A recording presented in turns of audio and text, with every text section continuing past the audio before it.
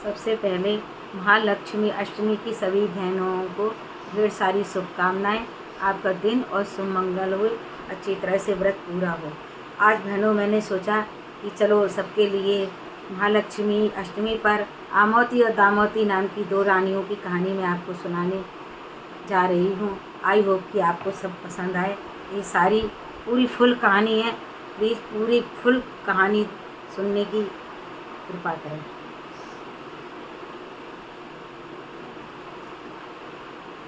कहानी सुनिएगा। प्राचीन काल में एक राजा थे, उनकी दो रानियां थीं, आमोती और दामोती। आमोती रानी बड़ी थी और दामोती रानी छोटी। राजा को छोटी रानी से बहुत प्रेम था, वह बड़ी रानी से नहीं, इसलिए उन्होंने आमोती रानी को अलग घर दे रखा था। दामोती रानी बहुत ही सुंदर थी, इसी कारण राजा उसे अधिक प्यार करते थे, लेकिन सुंदर होने के कारण वह बहुत घमंडी और बुरे स्वभाव की भी थी। इसके विपरीत आमोती रानी सरल स्वभाव और शांत विचारों वाली थी। वे भगवान को बहुत मानती थी। राजा हमेशा छोटी रानी को ही प्यार करते थे और आमोती रानी की बिल्कुल भी परवाह नहीं करते थे। आमोती रानी के घर आकर छोटी रानी अक्सर खाना मांगकर ले जाती और साथ में मट्ठा भी ले जाती थी। आमोती रानी उसी से अपने बच्चों का पालन पोषण करती थी। एक बार की बात है कि राजा के मन में विचार आया, क्यों ना जंगल में शिकार खेलने जाया जाए। राजा जंगल में शिकार खेलने के लिए गए। शिकार करते करते उनको प्यास लगने लगी तो वह एक सुंदर तालाब के पास पहुँचे, जहाँ बहुत सी स्त्रियाँ स्नान कर रही थीं और महालक्ष्मी जी का व्रत कर रही थीं। राजा जी ने जैसे ही पानी पीने के लिए अपने दोनों हाथ तालाब में डाले, उनके हाथ में 16 गांठों वाला धागा आ गया। उन्हें बड़ा आश्चर्य हुआ कि ये क्या है। तब उन्होंने वहाँ स्नान कर रही स्त्रियों से पूछा कि देवियों, आप ये बताओ, ये धागा का महत्व क्या है और इसका व्रत करने का क्या उपाय है। तब एक स्त्री बोली, राजा जी, आप बहुत भाग्यशाली हैं। यह महालक्ष्मी जी के व्रत का धागा है, इसमें 16 गांठें हैं। इस व्रत में महालक्ष्मी जी हाथी पर सवार होकर आती हैं। आप इसे अपने घर में ले जाएं और इससे सबसे अधिक प्यार करती हैं उसे ये धागा देकर उनसे व्रत करवाएं और इससे घर में सुख समृद्धि आएगी। तब राजा जी घर आए और उन्होंने वह धागा अपनी छोटी रानी दामोती को दिया, जिससे वह प्यार करते थे। राजा जी ने कहा कि ये महालक्ष्मी जी के व्रत का धागा है, तुम ये व्रत करो और पूजा करो विधि विधान से। उन्होंने सारा विधान बताया जैसे उस स्त्री ने कहा था, परंतु वह घमंडी दामोती रानी बोली, मुझे पूजा व्रत से कोई मतलब नहीं है, मैं पूजा नहीं कर सकती हूँ, और उसने गुस्से में आकर वह धागा आग में फेंक दिया। उसी समय आमोती रानी मट्ठा लेने आई थी। उन्होंने राजा की सारी बातें सुन ली। फिर उन्होंने तुरंत लपक कर वह धागा निकाल कर अपने मट्ठे के बर्तन में डाल दिया और जैसे ही धागा डाला वह मट्ठे के दूध में बदल गया। आमोती रानी ने राजा से सारी पूजा विधि सीख ली थी। उन्होंने राजा से कहा, महाराज, मुझे इस व्रत की विधि का उपाय और अच्छी तरह से बताओ, मैं महालक्ष्मी जी की पूजा करूंगी, व्रत करूंगी। तब राजा जी ने उन्हें सब कुछ बताया और समझाया। रानी तालाब पर गईं, उन्होंने स्नान किया और 16 बार 16 सूर्य ढाले और तत्पश्चात सूर्य भगवान को जल अर्पित किया और पूर्ण विधि से महालक्ष्मी जी की पूजा करके 16 गांठों वाला धागा अपने हाथ में लेकर आई और महालक्ष्मी जी को हाथी पर सवार लेकर अपने घर आई और उनका विधि विधान से पूजन किया। महालक्ष्मी जी की कृपा से उनके घर में उजाला हो गया और सुख समृद्धि फैल गई। रानी ने पूरे नगर को भोजन कराया, मिठाइयाँ और पकवान बनाए। सारे नगर के लोगों में रानी की जय जयकार होने लगी। तब छोटी रानी ने देखा कि जहाँ पहले खाने को कुछ नहीं था, वहाँ आज तो इतना सब कुछ हो रहा है। तो उसने राजा से पूछा, राजा जी, ये सब क्या हो रहा है रानी के घर पे। तब राजा जी ने कहा कि दामोती रानी, ये महालक्ष्मी देवी की माँ की कृपा है। आपने उस धागा का अपमान किया था और बड़ी रानी आमोती रानी ने वह धागा अपने पास मान सम्मान से रखा और माँ लक्ष्मी जी की पूजा की। उन्हीं के पुण्य प्रताप से ये सब चीज़ें हो रही हैं। छोटी रानी को समझ नहीं आया, वह सोचने लगी ये सब क्या हो रहा है, मैं भी तो देखूं सही। तब उन्होंने जो घर की नाली होती है उस नाली में से झाँक कर देखने लगी। तब रसोई में जो महाराज काम कर रहे थे उन्होंने गरम उबलते हुए चावल का माड़ उस नाले में फेंका, तो इस कारण उन छोटी रानी का चेहरा सुलझ गया और उनकी काया मनुष्य जैसी हो गई और जो मुंह था वो सुअर जैसा दिखने लगा। राजा बोले ये लक्ष्मी जी का प्रकोप है। तुम इस तरह की तुमने अपमान किया है, इसलिए तुम्हें ये सारा भारी दुख सहने पड़ रहा है। अब छोटी रानी सुअर की तरह हू करने लगी, हुर करने लगी और उनका पूरा शरीर मनुष्य जैसा हो गया। छोटी रानी हुर करती हुई बाहर निकली और एक घोड़े के ऊपर जाकर खड़ी हो गई। तब वह घूरा बोला, इतना भार मुझे घूरे का नहीं है जितना भार तुम महालक्ष्मी जी का अपमान करने वाली स्त्री का है, इसलिए तुम मेरे ऊपर खड़ी नहीं हो सकती। और घूरे ने उनको वहाँ से भगा दिया। चलते चलते वह जंगल में पहुँच गई। वहाँ उसे कोई सहारा नहीं मिला। तब सबने उसे उनको ठुकरा दिया। वह घूमती घामती घुर करती हुई घूम रही थी परेशान होते हुए। तभी वह उनको जंगल में एक साधु जी की कुटिया मिली और वह उस कुटिया में जाकर बैठ गईं। उस समय साधु भिक्षा मांगने के लिए शहर में गए हुए थे, तो उस दिन उन साधु को भिक्षा भी नहीं मिली। वह उदास मन से अपनी कुटिया में लौटे तो उन्होंने देखा कि कोई अंदर है।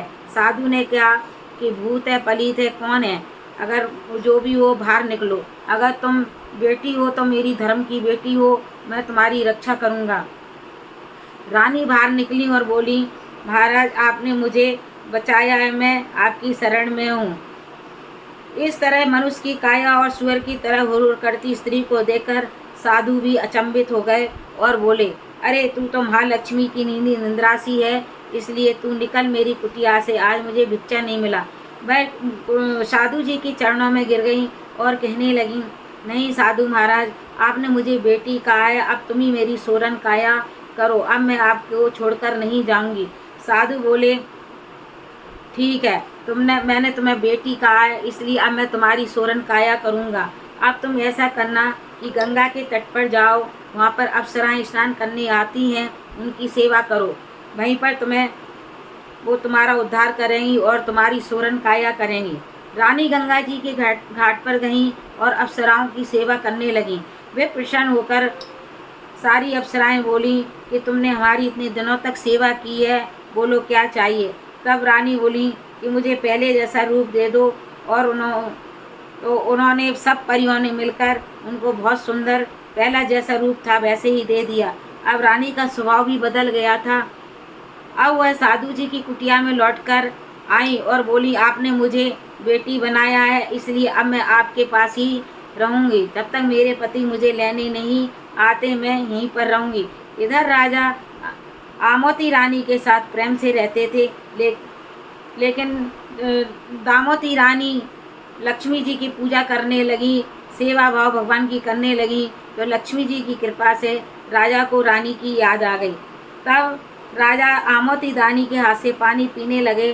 तब उन्होंने कहा कि आज पानी पीते हुए मुझे दामोती रानी की याद आ रही है, ऐसा लग रहा है कि उन्होंने ही मुझे पानी दिया है। आमोती रानी बोली, वह तो बहुत पहले ही वन में चली गई थी, पता नहीं जीवित हैं या नहीं। राजा बोले, उसे ढूंढकर ही लाऊंगा, अब तो मुझे जाना ही पड़ेगा। राजा अपने घोड़े पर सवार होकर अपने नाव के साथ चले गए। लक्ष्मी जी की कृपा से वह उसी साधु की कुटिया तक पहुंच गए। साधु बोले, ये तो यह मेरी बेटी है, तो ये आपको खाना बनाकर खिलाएंगी।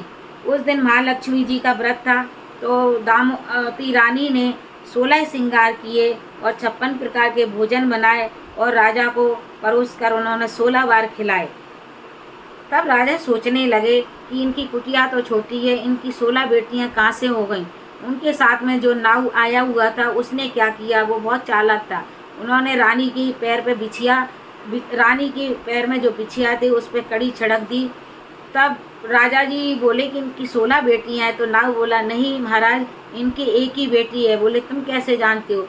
बोले जब इनकी बेटी खाना परोसने के लिए आई थी तब मैंने उसके उसके पैरों में जो बिछिया है उस पर मैंने कड़ी छिड़क दी थी।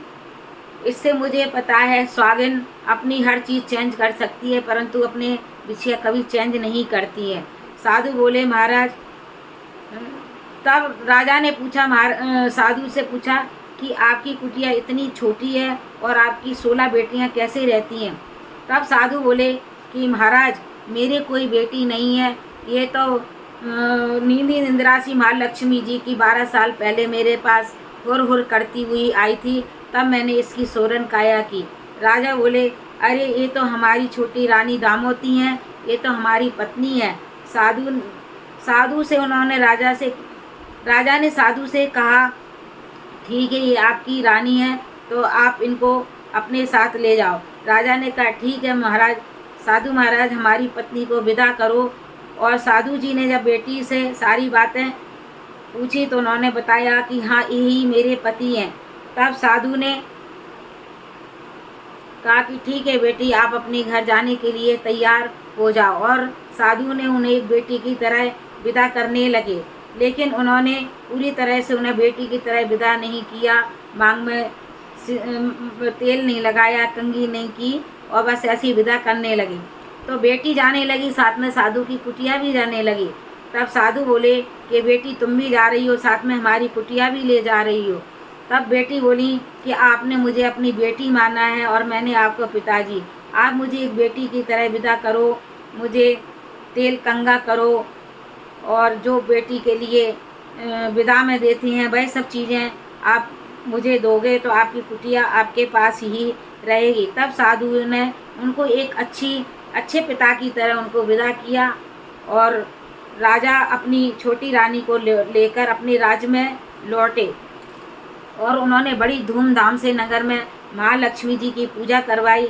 हाथी पर सवार होकर उन्हें लक्ष्मी जी को हाथी पर विराजमान किया और सारे नगर में उत्सव मनाया गया।